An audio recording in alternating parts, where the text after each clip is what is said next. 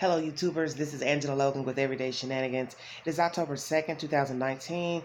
Very warm, muggy Wednesday here in the high 10. I'm very somber today because the sentencing for Amber Guyger, the ex-Dallas cop who killed Botham Jean in Texas a year ago in his apartment, they gave her 10 years today, and I feel like that was not enough time, considering that she murdered this man in his home. Okay, many people are going back and forth on social media, TV programs, pertaining to this subject matter. And I was thinking earlier, that she won't get a lot of time. I kept thinking she'll probably get 2 years. If she gets 5 or 6, she'll do 2 years and she'll get out on good behavior. So imagine if she only gets a 10-year sentence. You know good and well she'll probably be out in less than 10 years. She'll probably do 7 years and be released. And I don't think that's enough time for someone who walked into someone else's home and murdered them. And I don't know how a person in their right mind can use the excuse that she was groggy, she was tired. Because you see, I don't think you all will feel that way. Those of you who are rallying behind Miss Guyger, I don't think you would agree, rather, had she been a regular civilian who walked into someone else's home, apartment, and killed them, and used the excuse that she was groggy and tired and walked into what she thought to be her apartment. Because like I said, and I was so grateful for this dead man having a red rug in front of his door. Yes, I'm saying that. Because you know what? She may have walked. You understand what I'm saying? Because look at the verdict. 10 years is nothing. 10 years is nothing. Even with the evidence of the rug being there, okay? The door being ajar. Someone on social media says the key didn't fit. I don't know if that's true or not. This is my first time hearing that. But the point is, you put the key in the door was ajar, there was a red rug there. You didn't have any business even putting the key in the door because the rug was there. A bright red rug was there. And you go in anyway. Now, did she flip the light on? I don't know. I haven't heard anything about her flipping the light on. All I hear is that it was dark inside. Okay, still, even in the dark, you should be able to know your place from somebody else's place. Do you understand what I'm saying? There's no way, even in the dark, you can say, this is your place. You don't know that this is your place or not. Your own homes, a place that you go in every day in the light and the dark. But like I said, this is such a messed up scenario to me because some people are so ridiculously dumb and ignorant that they are just acting like it was an easy mistake. And I feel like you're only saying that because she was a cop. If it was a civilian, you would not be saying this. You would not be rallying behind a civilian walking into their apartment or home thinking it was somebody, thinking it was theirs, but it was somebody else's. And then they killed the person. And then she didn't even render aid from what I'm hearing. So that means you walked all the way through looking at a dead person and you don't even think to check the pulse, see if they're okay. But you made sure to call 911 to say, oh, I shot somebody. Oh, I made a mistake. Oh, I'm going to lose my job. Because like they say, you only cared about yourself, Miss Guyger. You only cared about losing your job. This case is so interesting. And I have so many things on my mind and, I can't speak it all because it's just so much going through my mind right now. But I had a feeling she was not going to get a lot of time. And I already know that she will be out in a short amount of time because 10 years ain't nothing on the books. And of course she'll do and have good behavior because she's going to be too wickedly scared while she's locked up in there to do anything. And she ain't going to do nothing because she's going to be too scared up in there because she already know ain't nobody want to look at no cop locked up in no penitentiary. That's right. Nobody. She will not be well received. And she knows that. And the things that they mention in court, the prosecution, all those nasty memes on her Facebook page and media, social media pages or whatever she had, and the little memes and the commentary about being dressed in black and all of those stupid stuff, and I'm already ready for a funeral and, just crazy stuff. And in hindsight, one could say, well, that's just fun. Of course it was fun, because she didn't think that one day she'd be shooting someone in their own home and that would be used against her. She didn't think that her text messages would ever come to play in a court of law. And I want to know what the hell was on her mind when she made the comment about the Martin Luther King parade, when she was talking back and forth to one of her friends, cop friends. He, I guess, was making a commentary, it was taking too long. Or she was making a comment, it was taking too long. And then he made a comment about spraying the crowd.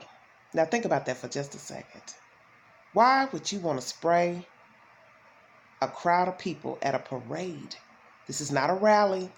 This is not a rally where people have oppositions and arguing or bickering back and forth, or, signs saying yay this or nay that. It was a Martin Luther King parade. And she makes a reference that, oh, he's dead. Basically saying, well, I didn't really understand that. The conversation between her and this guy or whatever about the parade. And him making a comment about her spraying the crowd for crowd control. Why would you want to spray the crowd with pepper spray? They're not doing anything. It's just people gathering. They're not loitering, they're not hollering, they're not breaking things, they're not throwing things. See, this is what I'm saying about people. You don't know people. And that stinking lawyer, all that stuff he said in that courtroom today, telling the jury, don't worry about this, don't think about this case over here, don't think about this over here, judge her accordingly. She was a nice person, she had good friends, they spoke highly of her, she was dependable. Well, that's the same thing they're saying about the dead guy, Botham John. He was a nice guy too, from what some people say. His parents and brother and sister, they got nice things to say about him. I'm sure his co-workers had nice things to say about him. I'm sure somebody said he was dependable too. But oh yeah, I forgot he can't talk because he's dead. Yeah.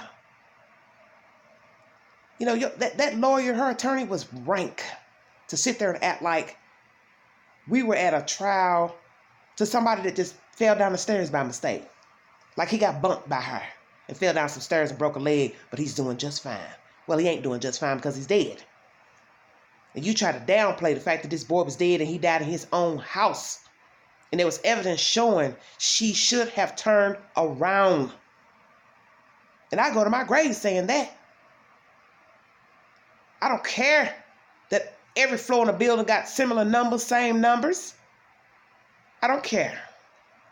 It is your responsibility to be responsible for yourself. And then you were an officer of the law with the use of a gun.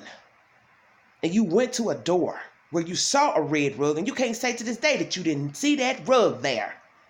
And yet you went in the apartment knowing you was at the wrong place. Yet you went in anyway, but you were so tired and you were so sleepy. I'm so livid. I was happy, yes, with the verdict that they found her guilty. And that it was first degree. Allegedly, they said first degree murder. But now that you give her 10 years, to me, that's like a manslaughter charge. A manslaughter charge. I don't understand. You're giving her time pertaining to me, manslaughter. That, to me, 10 years is not first degree murder. First degree murder would be what the prosecution recommended, which was 28 years. And when the prosecution was talking today about, well, don't think about this amount of time and this amount of time, you shouldn't have said none of that. All you should have said is the recommendation of the law says 28 and above.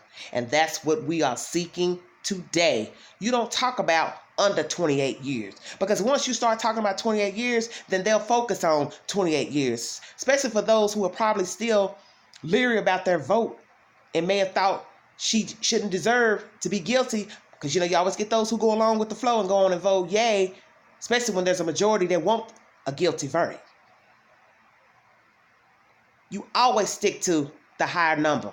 If it's a first degree murder, it should be 28 more years. Of course it should.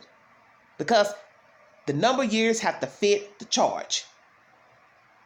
You found her guilty of first degree, then she should have got a first degree amount of years. You all gave her manslaughter years. My book, my opinion. And yeah, I'm livid. Because I don't think 10 years is enough. Because I know when I look up years from now, God willing, I'm still alive, that heathen gonna be out of there before I turn probably 58 years of age. I'll put money on it. Or I'll be 58 years of age when she gets out. And to me, it's a slap in the face to the dead man. And for those of you who think that she made a mistake Let me tell you something. I've lived in an apartment building where there were different letters on the building, and all the floors had the identical same number on the door. Okay? One hall had the same numbers on the door. They just were divided by alphabets. Probably similar to how that building was made. And the reason why we knew to go to the right apartment is because we go to it every day. Now, outsider might make a mistake if they haven't been told that the building had 8 entrances to enter the building. You see what I'm saying? No parking garage, but same numbers on the door for each entrance, divided by different letters. But we didn't make no mistake going to our own apartment. Only outsiders made the mistake of going to the wrong apartment. You see where I'm going? BS. Pure BS. That's my take on Miss Amber Guyger sentence hearing today. And my prayers and condolences to Mr. Botham John's family. And I pray I never hear another story like this, which I'm sure I will, because every day we have more craziness and shenanigans and buffoonery going on in the world. But I think that jury, in my mind now, I'm looking at you differently, because I'm like, how could you have voted on 10 years when she walked into his home and killed him and didn't render aid? And that's the word on the street. Till the next video, I'll talk to you guys later. Thanks for tuning in. Bye-bye.